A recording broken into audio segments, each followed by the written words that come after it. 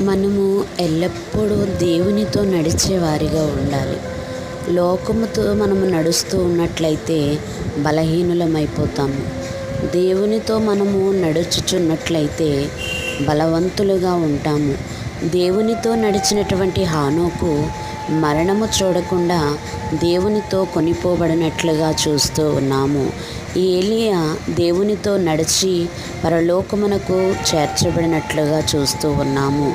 మనము కూడా దేవునితో నడిచినట్లయితే ఈ లోకములో మనకెదురయ్యే ప్రతి శ్రమ నుండి దేవుడు మనకు తోడుగా ఉండి ఆయన చేతితో మనలను పట్టుకొని నడిపిస్తూ ఆ యొక్క శ్రమలన్నిటినీ దాటించుకొని మరణము చూడకుండా పరలోకమునకు వెళ్ళిన హానోకు వలె శ్రమ చూడకుండా మనలను పరలోకమునకు చేర్చగలరు గనుక దేవునితో నడవవలెను.